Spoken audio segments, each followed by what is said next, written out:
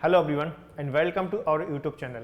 सो guys यहाँ पर मैं आपको आज बताने वाला हूँ क्लोज टेस्ट के बारे में। So that is one of the most important topics for the all kind of examinations, whether you are the aspirant of banking exams और एसएससी एग्जाम्स। तो ये जो सेशन है आपके लिए काफ़ी यूजफुल रहने वाला है, तो पूरे सेशन को ध्यान से देखिएगा और समझिए कि किस तरीके से हम क्लोज टेस्ट के क्वेश्चन को सॉल्व करते हैं। और क्लोज टेस्ट अगर आपको इसकी अप्रोच नहीं पता है, सही स्ट्रैटेजी नहीं पता है, तो फिर आप इसमें अच्छे मार्क्स नहीं ला सकते और कोई ना कोई आप एरर इसमें करोगे ही करोगे। मतलब सारे जितने 5 to 10 मार्क्स का आता है, अगर आप इसमें 100% एक्यूरेसी चाहते हो तो इस पूरे सेशन को देखिए और समझिए, ठीक है। तो गाइस सबसे पहले मैं आपको बता दूं कि अगर हम क्लोज टेस्ट की बात करें तो क्लोज टेस्ट एक्चुअल में होता क्या है। क्लोज टेस्ट में क्या होगा कि हमारे पास एक पैराग्राफ दिया रहता है, उसमें से कुछ वर्ड्स को ओमिट कर दिया जाता है, ठीक है। और हमसे ऑप्शन में 4 ऑप्शन दिए रहते हैं, उनमें से हमें कोई एक चूज करना होता है। देखो अलग अलग पैटर्न के पैसेज आपसे आजकल पूछे जाते हैं और कई बार क्या होता है कि बोल्ड लेटर में दे दिया जाता है, हाईलाइट कर दिया जाता है, फिर आपसे पूछा जाता है कि क्या ये जो सेंटेंस है या क्या जो वर्ड आपने यूज किया है इस पर्टिकुलर स्टेटमेंट में और वो करेक्ट है या नहीं है। ये जो नीचे दिए गए ऑप्शंस हैं उनमें से कौन सा बेस्ट स्विचेबल होगा, बेस्ट चॉइस हमारा आंसर होगा, तो उसको हम देखते हैं। एक चीज और हमें याद रखना है कि जब भी आप क्लोज टेस्ट को सॉल्व करते हो तो क्लोज टेस्ट को सॉल्व करते टाइम आपको एक चीज समझना पड़ेगा कि आप रीडिंग कॉम्प्रिहेंशन की तरह अप्रोच इसमें नहीं लगाओगे। जब भी क्लोज टेस्ट को सॉल्व करोगे तो पूरा कंप्लीटली पढ़ना पड़ेगा। ऐसा क्यों? क्योंकि जो चीजें हम स्टार्टिंग में पढ़ते हैं, नीचे जब पहुंचते हैं हम पैसेज को खत्म करते हैं तो उस टाइम तक कंफ्यूजन क्रिएट हो जाता है, ठीक है। तो इस वजह से पहले पूरा पैसेज को कंप्लीटली पढ़ो ताकि पूरी थीम, उसकी स्टोरी समझ में आ जाए, उसके बाद ही उसको अटेम्प्ट करने की कोशिश करो, ठीक है। जबकि हम रीडिंग कॉम्प्रिहेंशन में क्या होता है कि हम थोड़ा क्वेश्चन की हेल्प लेकर भी उसे सॉल्व कर सकते हैं, बट इसमें ऐसा नहीं है, ठीक है। सो गाइस चलिए मैं यहाँ पे बताता हूँ आपको, बनवावन समझ से चलते हैं हम लोग कि सबसे पहले मैंने यहाँ पे एक क्वेश्चन लिया हुआ है जो कि बैंकिंग एग्जामिनेशन से लिया गया है और काफ़ी कुछ चीज़ें आप इसमें देखने वाले हो, समझने वाले हो, ठीक है। अब हमारे पास ये जो क्वेश्चन दिया हुआ है, सबसे पहले तो आपको ना इसके डायरेक्शंस को ध्यान से पढ़ना है कि हमसे पूछा क्या गया है, उसके हिसाब से हम आंसर करेंगे, ठीक। So in the following passage there are words highlighted in bold, each of which has been numbered. आगे बढ़ते हैं। These numbers are printed below the passage and against each 4 words are suggested. तो मतलब हमारे पास 4 option दिए गए और उनमें से कोई एक हमें चूज करना है। One of which fits in the blank appropriately. Find out appropriate word in each case. तो हमें हर एक केस में एक अप्रोप्रिएट वर्ड को चूज करना। मतलब ये है कि इसमें जो ऑप्शंस दिए रहते हैं वो सब सही लगते हैं, लेकिन जो ग्रामेटिकली और कॉन्टेक्सचुअली उस पर्टिकुलर ब्लैंक में फिट बैठेगा हम उसी को अपना आंसर चूज करेंगे। लेट्स सी, फिर आगे बढ़ते हैं। अब हमारे पास ये जो पैसेज दिया गया है इसको अपन लोग समझते हैं। पहले तो हमने यहाँ पे देखा कि the internet has a certain central position in today's temperance, ठीक है। तो अब हमने यहाँ पर बोला कि जो इंटरनेट है ना उसमें क्या है, सेंट्रल पोजीशन है टूडेज टेम्परेंस। तो क्या ये टेम्परेंस वर्ड यहाँ पे फिट है? जो हाईलाइटेड वर्ड है इसको हमें देखना पड़ेगा, ठीक है। फिर आगे बढ़ते हैं। And has played an active conduct. सो क्या कंडक्ट यहाँ पर सही है सेकंड नंबर पे? In China's economic transformation and holding with the world, consequently the internet is seen as an enabler of economic development by the Chinese. Of the other hand, throughout its 5000 years history, मतलब इसकी पूरे 5 साल के इतिहास में, ठीक है, China has, फिर एडवांस्ड क्या यहाँ पे सही है, फिर देखते हैं। Its share of unhappy exchanges with the world, particularly early occurrence of globalised trade, while the traumatic humiliation of China during the unequal treaties period at the turn of the 19th century, ठीक है। आगे बढ़ते हैं यहाँ पे। A certain uneasiness about unbound cross borders switch, तो क्या यहाँ पे ये वर्ड करेक्ट है? Is understandable. Thus, since the early days of its reform and opening under Deng Xiaoping in the 1980s, China has sketched the principle that foreign investors are only welcome as long as their presence benefits the Chinese economy and large investors are only आगे देखते हैं। large investors या large cohorts of Chinese society, the internet is not qualified to this principle। तो कहने का मतलब ये है कि जो चाइना की पॉलिसी है वो ये कि जो इन्वेस्टर्स हैं उन्हीं लोगों को इनवाइट किया जाएगा जो चाइना के लोगों के लिए या चाइना के लिए बेनिफिशियल होंगे, बेनिफिट उनके लिए करेंगे तो उन्हीं लोगों को यहाँ पे इनवाइट किया जाएगा, ये कहने का मतलब है। और इस पूरे प्रोसेस के अंदर जो इंटरनेट है वो ज़्यादा क्वालिफाई नहीं कर पाता है, जबकि इन्होंने आगे बताया कि इंटरनेट जो है एक सेंट्रल पोजीशन रखता है, ठीक है, लेकिन इनकी जो पॉलिसीज़ हैं उसके हिसाब से इंटरनेट जो है बहुत अच्छा इसको क्वालिफाई नहीं कर पा रहा है, ठीक है। अब अपन इसको समझते हैं कि किस तरीके से हम इसको सॉल्व करें। देखिए, सबसे पहले हमारे पास है क्वेश्चन नंबर 1। अब हमें देखना ये होता है कि ये जो 4 ऑप्शन दिए हुए हैं इनमें से ऐसा कौन सा ऑप्शन है that completely and grammatically fits in this particular blank. So appearance की जगह पे कौन सा वर्ड यहाँ पे मैं पुट कर सकता हूँ। तो जैसा कि देखो, अभी मैंने आपसे बोला था कि पूरा पैसेज पहले पढ़ना है, उसके बाद ही सॉल्व करना है, क्लोज टेस्ट तभी आपसे बनेगा, otherwise you will make mistakes, ठीक। लेट्स सी, अब यहाँ पे जो टेम्परेंस है that is not accurate word here, so in that condition I have to use economy. Why so, क्यों मैंने पूरा पैसेज पढ़कर आपको इसलिए बताया ताकि आप इसका पूरा सेंस समझ सको। तो पैसेज जो है आपका किस पर दिया, इकोनॉमी के ऊपर दिया हुआ, मतलब चाइना का प्रॉफिट लॉस ये किसके टर्म है, इकोनॉमी के टर्म है, ठीक है। तो मतलब हमारा सही वर्ड क्या होगा, सही ऑप्शन यहाँ पे क्या होगा, economy would be the right option. तो मतलब सी मेरा यहाँ पे करेक्ट आंसर बनेगा। तो इकोनॉमी की इसमें पूरी की पूरी बात हुई है। Let's see for the next one. अब हमारे पास है नेक्स्ट क्वेश्चन। अब इसमें हमें देखना पड़ेगा क्या एक कंडक्ट जो वर्ड दिया गया है क्या ये सही है अपनी जगह पे, नहीं। सो देखो, आप डिमिनर तो मतलब होता है लाइक आप वोकैबुलरी में भी देख सकते हो, तो किसी का भी बिहेवियर या लाइफ स्टाइल कह सकते हो, उसका तरीका, तौर तरीके जो होते हैं उनको अपन डेमिनर बोलते हैं, ठीक। तो ये तो आंसर बनेगा नहीं, टास्क दूर दूर तक हमारा आंसर नहीं बनता है कि उसकी कोई सेंसिबल नहीं है, इसमें आप पुट करके देख सकते हो। फिर आगे बढ़ते हैं, रोल देखते हैं, कोर्स, तो यहाँ पे कोर्स भी नहीं बन रहा, करेक्ट आंसर क्या बनेगा आपका, रोल बनेगा, ठीक है। क्यों ऐसा पता चल रहा है, एन एक्टिव रोल, सिंपल सी बात है कि यहाँ पर हमने बोला कि the internet has a central position in today's economy and has played an active role. तो यहाँ पर रोल अगर मैं पुट करता हूँ तो मेरा सेंटेंस करेक्ट बन जाता है, ठीक है। फिर हम आगे बढ़ते हैं, ब्लैंक नंबर 3, इसमें हम कौन सा वर्ड पुट करें कि हमारा सेंटेंस ग्रामेटिकली और कॉन्टेक्सचुअली भी करेक्ट हो जाए। सो नेगोशिएशन मतलब बातचीत करना, तो क्या मैं इसमें बातचीत करना पुट करूंगा, नेगोशिएशन पुट करूंगा तो जमेगा, सही बनेगा, कॉन्टेक्सचुअली सही होगा। तो देखते हैं, in China's economic transformation and holding with the new world, तो भाई यहाँ पर नेगोशिएशन तो आपका एलिमिनेट हो गया। फिर सरेंडरिंग का तो कोई सीन ही नहीं बनता है, सरेंडर थोड़ी ना करना कुछ चाइना किसी चीज के लिए।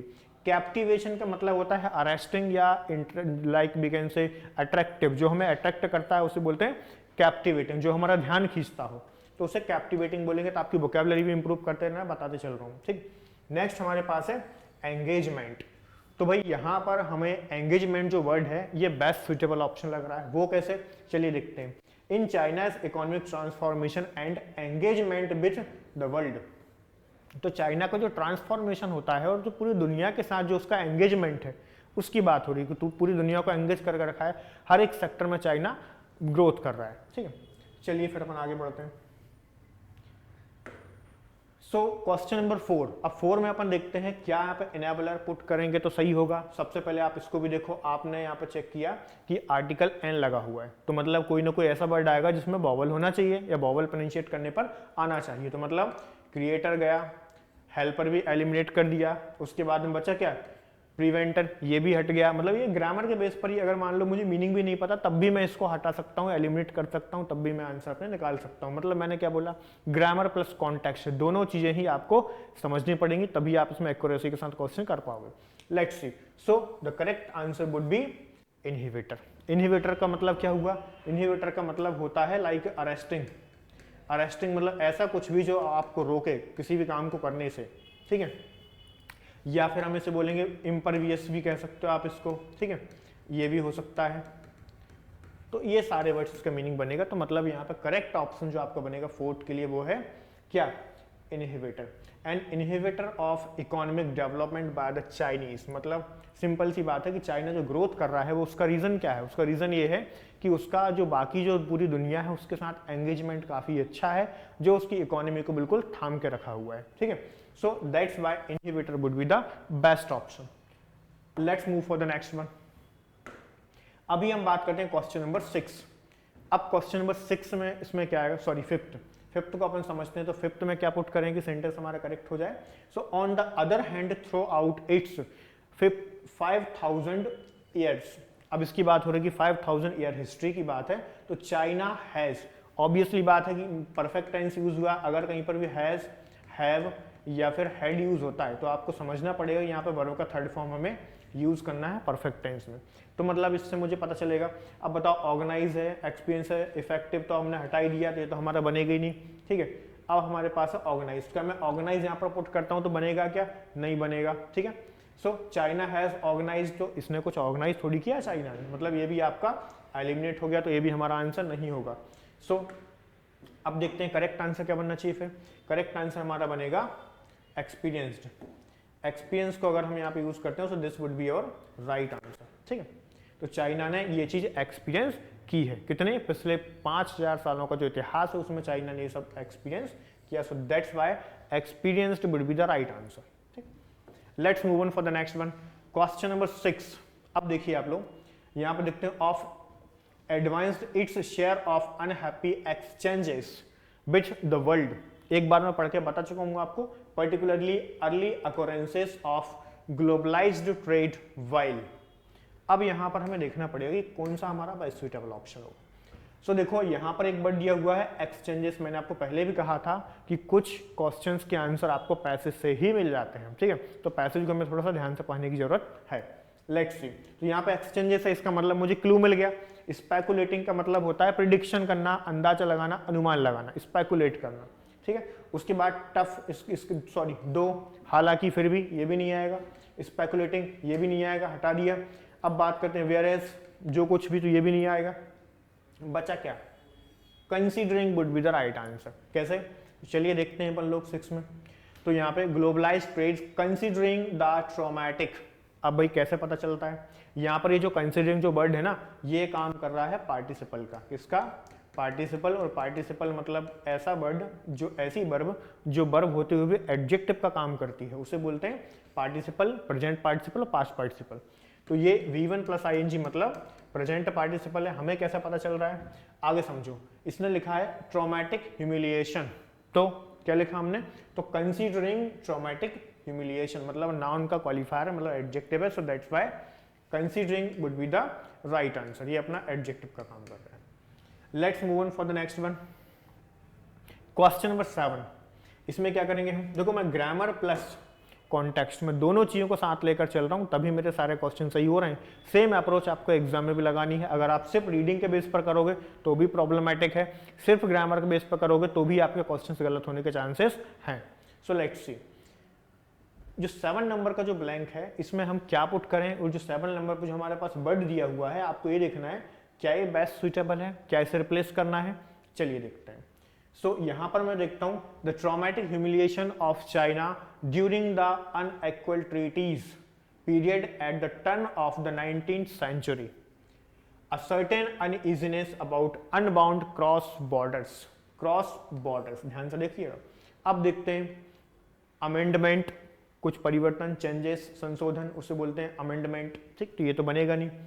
अब बात करते हैं वेरिएशन, वेरिएशंस होता तो चल जाता, ठीक है, लेकिन हमें चाहिए प्लूरल, तो बनेगा क्या, एक्सचेंजेस। तो जो भी परिवर्तन है, जो भी एक्सचेंजेस हैं, तो यहां पर आए cross border exchanges is understandable, ठीक है।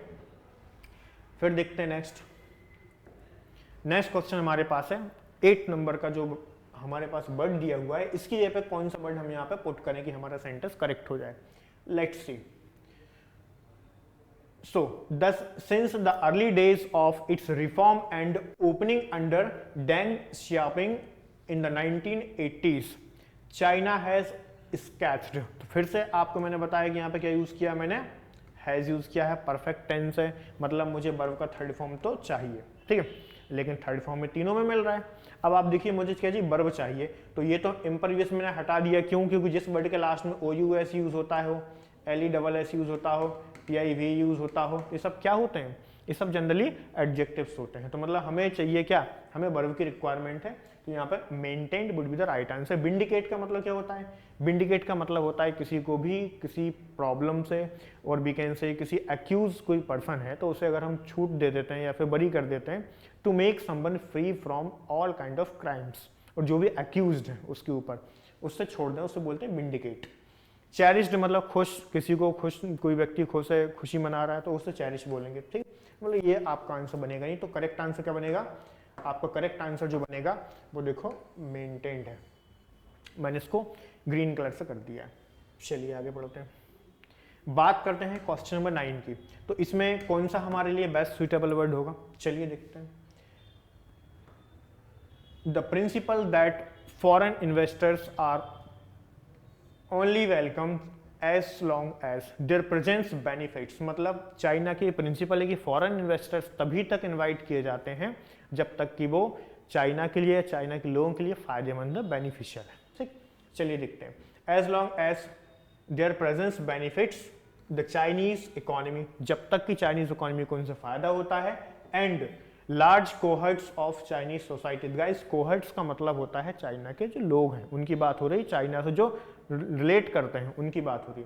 कोहर्ट्स of Chinese society, the internet is not qualified to this principal.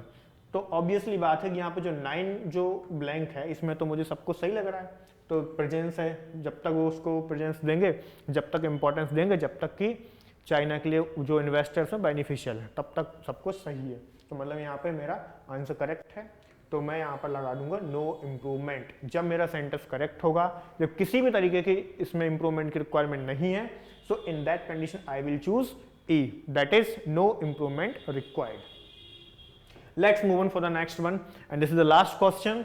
Guys same approach जो मैंने आपको बताई है यही चीज आपको फॉलो करना है। एग्जाम में अगर आप ये फॉलो करते हो तो काफी हद तक आपके जो एरर्स होते हैं, प्रॉब्लम्स होती हैं, वो नहीं करोगे आप लोग। लेट्स सी, अब यहाँ पर बात करते हैं क्या ये क्वालिफाइड वर्ड करेक्ट है, देखते हैं।